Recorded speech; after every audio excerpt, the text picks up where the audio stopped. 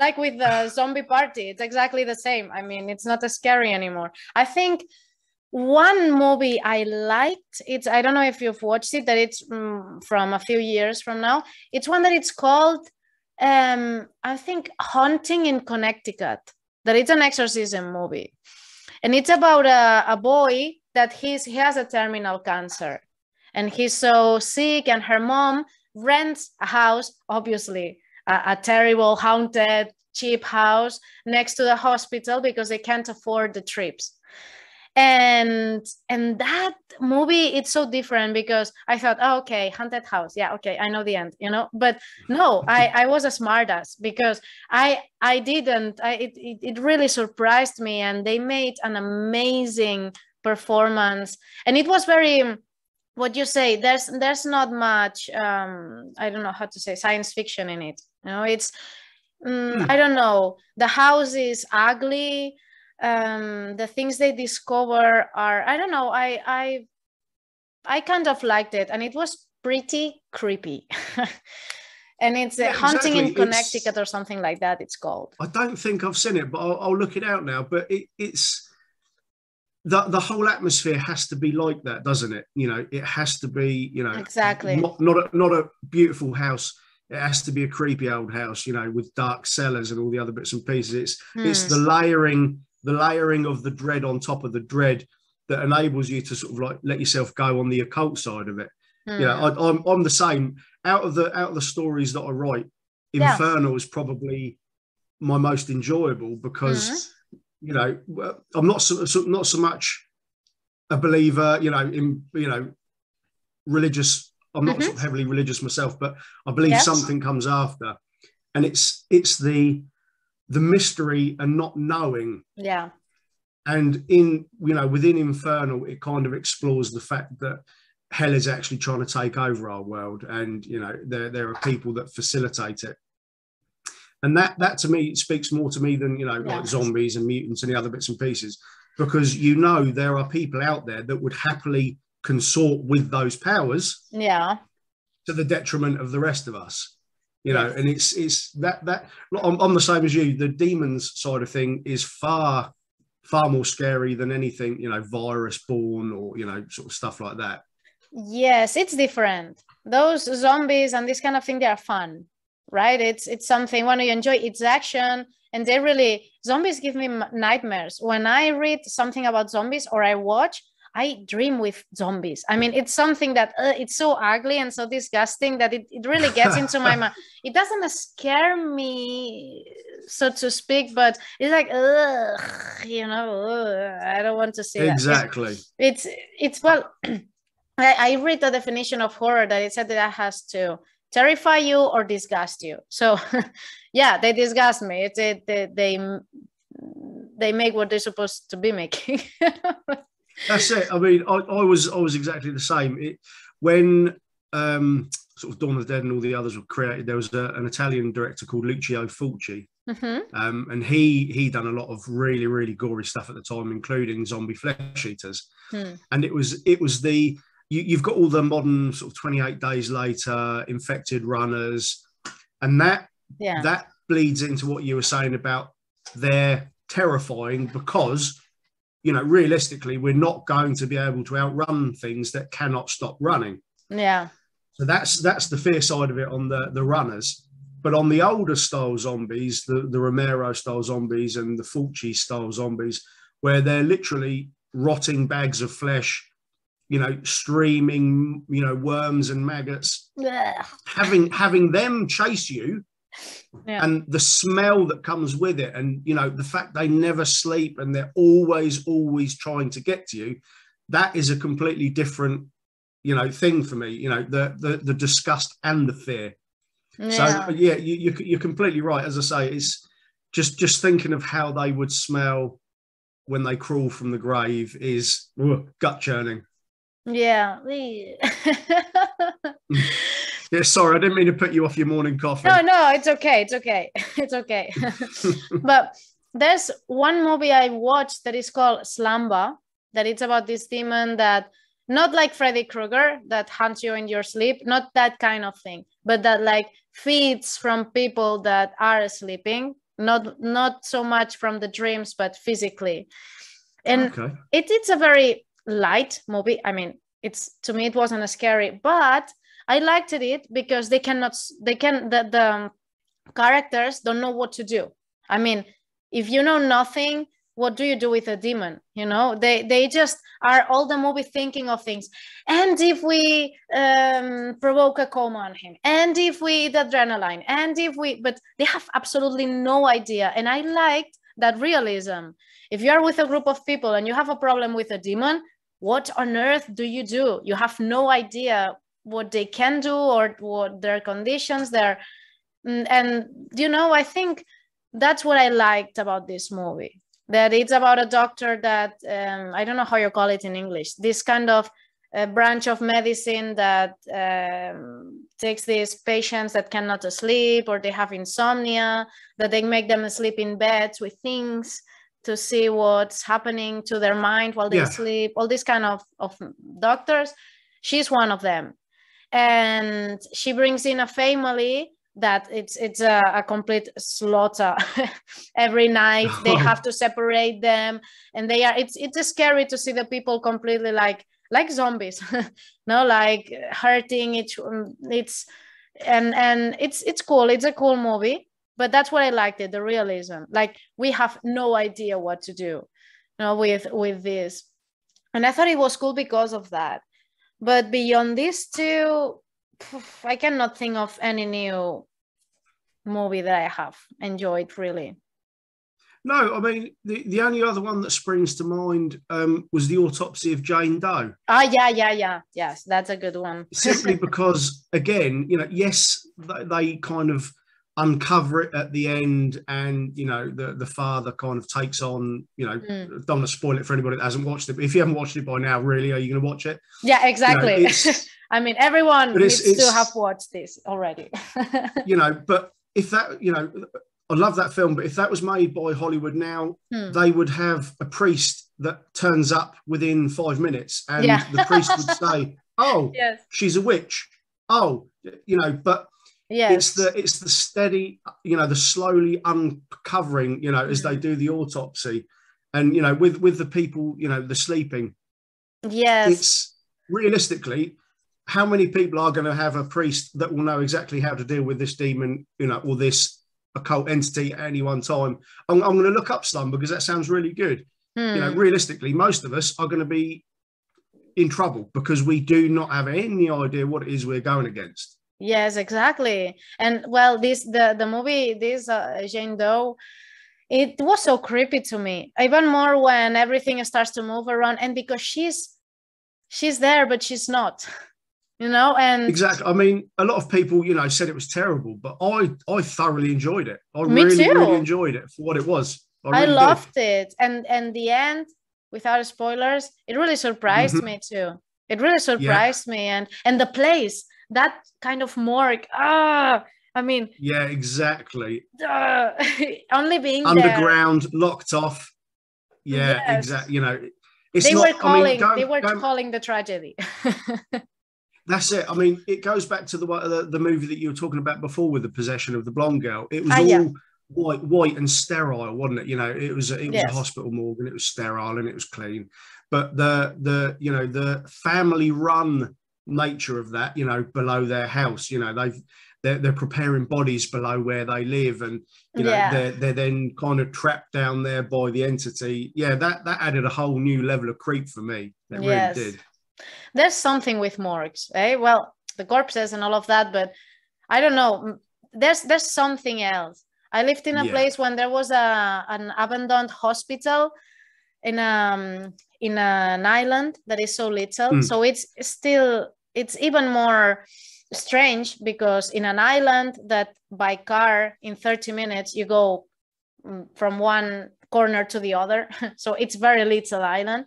There's one abandoned hospital and a brand new one in right the other place of the island. And this hospital, there's a show here that is called The Fourth Millennium, that it's, I don't know what you have in your country similar to that they talk about paranormal things and all of that in the TV, and it's so famous. And it was there, this hospital appeared in this show, which is known all over the country.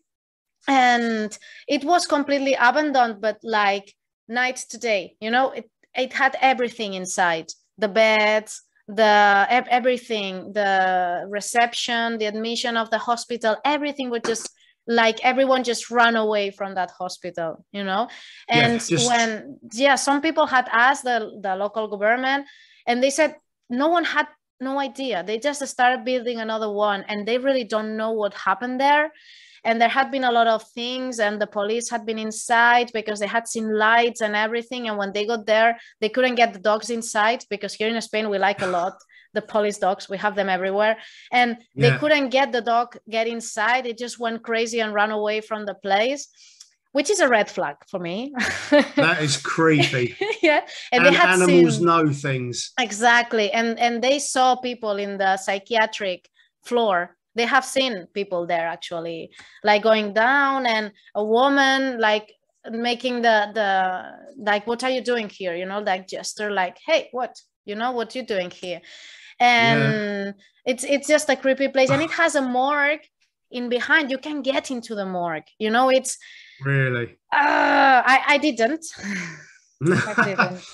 No, I might explore in the daytime, but some of these shows, they go there in the, you know, depth of darkness in the middle of the night, and I don't think I would do that. I've done ghost walks before, but never anywhere, you know, anywhere like that. You know, we've got coastal fortresses on the sort of south coast of England. I've done some ghost walks there, and I've done some ghost walks at other abandoned buildings, but never hospital or like sanitarium where, you know, people, it's so scary, did perish quite frequently. You know, I don't think I'd have the guts to do that. I really don't.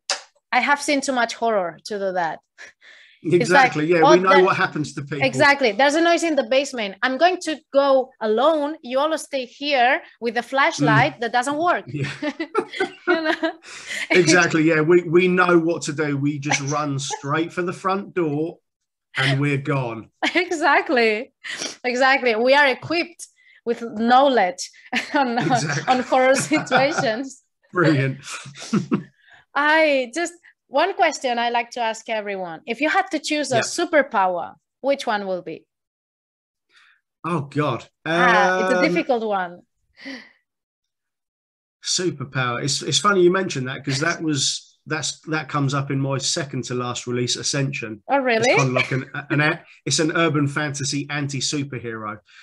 In all honesty, I would, oh, God. I'd probably say, you know, not flying, you know, invisibility, all that. I'd probably like heal with my hands. You know, I've you know, lost a sort of lot of people, and you know, being able to just, you know, click your fingers and stop that would probably be what I could do. And I could probably make loads of money doing it as well, because there's bound to be Hollywood celebs, you know, that need my services for a broken arm or something like that. You know, so I'd also be selfish and make a lot of money doing it. But yeah, being able to heal. That's an amazing one. You're the first one saying something like that. That's so interesting. I think I'm going to make. It's all for the money, Ma. You know, it's all for the money. So I think I'm going to make a kind of research with all the answers that I get, because it's surprising. Everyone gives me something very, very different. And mine is breathing underwater. Okay. Because I'm so terrified of ocean horror, and I think, if I could be there, you know, and see what's down there. I mean, that's the thing, isn't it? It's another, you know, much like the afterlife, the depths of the ocean are completely unexplored. You know, the space is more known to us than what is, you know, 4 or 5 meters down when it starts to get pitch black and there's nothing. You know, it's that's always fascinated me. The sort of Mariana Trench and all that kind of stuff. Films like Abyss, because it's more uncharted than the universe around us. You know, so yeah, that skill would be pretty cool as well. Yes, there's a lot of material there. So horror creators, lot, and there's it's not very. I don't know how to say. They haven't worked a lot in that, because there's not a lot of horror movies in the sea, or I mean the typical ones, but. I don't know. I think it's terrifying by itself. It's terrifying. there's not much horror fiction, you know, in terms of writing about it as well. Matt Shaw has got quite a good book out where they explore the depths. Yes. And what was the film I watched recently that was everybody said it was terrible, but I enjoyed it. Underwater. Was it Underwater with the girl from Twilight? I don't know. Yeah, it's basically there's a team, you know, like 6 or 7 miles down or whatever it is, and everything goes to pot. And you know, spoiler alerts, they through their exploration they awaken something, and you know it's children and stuff like that. And yeah, I'm sure it's called Underwater, and I forget I'll check it out. What's the name of the actress in Twilight? I don't remember. Oh, I can picture her. She's the one with the sort of like the, oh God. Yeah, the main one. Yeah, the main lady. No, don't worry. But yeah, no, that's we'll that's Google really. it. Oh, Kristen Stewart, that's it. Okay. But yeah, Underwater, as I say, it's got the same claustrophobia because you can't go anywhere. You know that you're so deep. The compression, you know, you try and come up through the compression, you know, just by swimming or whatever, it will kill you. So they're you know, even though they're not trapped, they are completely trapped. So yeah, I enjoyed that, and as I say, that's set several miles below the ocean surface, and it's I'll check it out. What is down there, you know, it's what they uncover down there, and I thoroughly enjoyed it, and it was quite claustrophobic and creepy when the things are coming for them. Yeah. There's another one that it's in the Arctic. I don't remember the name. It's something similar, but instead of being underwater, they're just in the ice. You know, they can't get out of there because of, and that's a creepy factor added to the stories. Yeah. So I think that's a good thing. And well, we're running out of time a lot. Where can readers find you? Where can people find you? You can find me at rickyfleet.com. That's my website. I'm going to be putting a shop up on there at some point with books and merchandise. But you can search for me on Amazon. All my books are on Kindle, paperback, and Kindle Unlimited for those that are signed up to that. Just search for Ricky Fleet. You'll find my Hellspawn series, my Devoured World series, my Infernal series, and my Ascension series. Plus my other sort of like charity books that I've written with David Simpson, and some sort of breast cancer charity anthology as well. So yeah, I'm all over Amazon. I'm not wide, so I'm not available through Ingram Spark or anything like that. I am solely focused on Amazon. So yeah, just find me there. Okay, and which book would readers have to start with from yours? It depends on what they like. Okay. So Hellspawn is a British zombie with an everyday family. Military elements kind of filter in over the course of the series, but it's not primarily based on military. It's everyday people doing what they can. Devoured World is balls to the wall action, sci-fi, you know, mutants, mechs, titans, spaceships, you know, massive battles. You know, massively fortified fortress cities and stuff like that under siege. It's also cool. Infernal. It allows me to go completely crazy. Yeah. Infernal is my Infernal is my demon apocalypse series. I call it an impending demon apocalypse because the main character, is trying to stop the gates of hell opening and basically enslaving our entire world. And then lastly, as I say, a complete change from horror, and that's my Ascension series.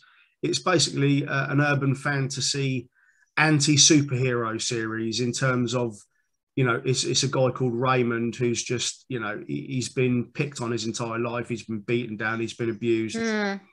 But through a catastrophic medical procedure, he develops superpowers, and the tides have changed. He's now no longer anybody's victim. And I won't say any more than that, you know, and that series is ongoing with, you know, more people coming into the mix as the book's released. So it depends on what you enjoy. If any of those sound interesting, yeah, please check them out. Of course. We'll link everything below anyways. I'll make a post with all your work, and we'll link everything everywhere. Thank you, Mark. We have to stop here because we're running out of time, but it's been so fun. We need to do this again. I would love to. Yeah, we really have gone over the 20 minutes, haven't we? Just a little bit, just a little bit. Just a little bit.